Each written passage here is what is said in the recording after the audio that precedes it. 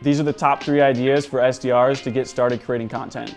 Hey, I'm Jed Mahrle with PandaDoc, and in this video, we're gonna talk about the benefits of why you should start creating content if you're an SDR, 3 really good ideas to get you started, and why you don't have to be a top rep to actually start creating content.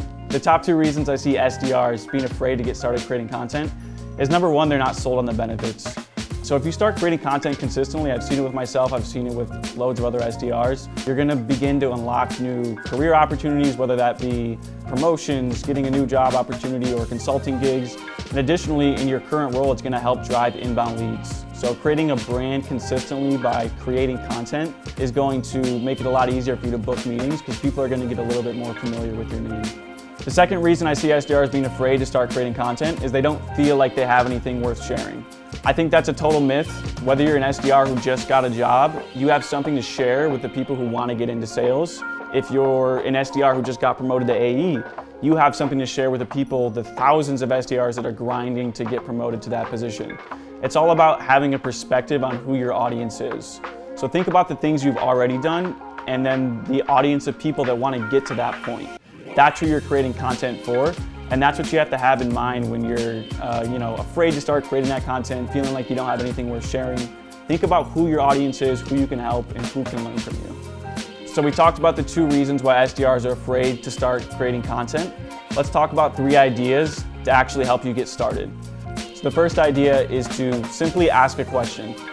People in the sales community love to help answer your questions, whether that's a cold call objection you're not sure how to overcome, or an email you got and you're not really sure how to respond to it.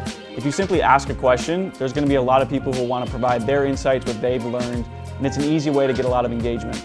I suggest asking something that's a little bit controversial or something where there's not necessarily a right or wrong way to do it. You're gonna get a lot of engagement that way. You'll obviously learn a ton, but more importantly, people are gonna see that you're trying to learn out loud, you're trying to learn the nuances of sales, and it's a really easy way to start creating content that doesn't require a lot of work. So the second idea is doing what I call a day in the life post. As SDRs, we make lots of cold calls, send lots of emails, and there's always gonna be those funny conversations we have or email responses that other SDRs can relate to. Share what you're working on. Share the cold call transcriptions you're having. One thing I did was I had a cold call once where the guy picked up and said, "Hey, is this a cold call?"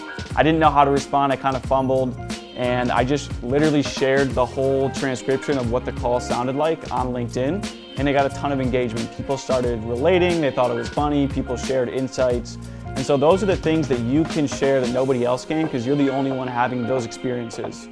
And there's unique experiences you have each day with prospects that you can share on LinkedIn to get engagement and relate with people and start building your brand. So the third and final tip to get you started creating content is experimentation posts. If you're an SDR, ideally you're trying new things out, right? You're trying out new subject lines, new cold call openers, new ways to handle objections. Whatever it is you're learning, share that. We call it learning out loud. For example, if you're gonna try a new subject line idea, try it for a week and then share the A/B test results on LinkedIn and just see what people have to say.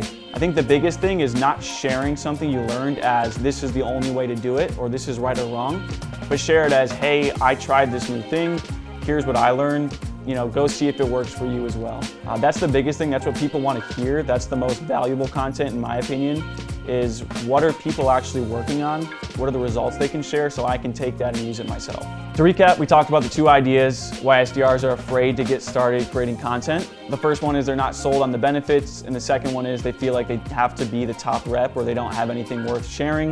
And then we talked about 3 ideas to actually get you started, whether that's asking a question, experimentation posts, or day in the life posts. If you want more tips, like and subscribe, and thanks for watching.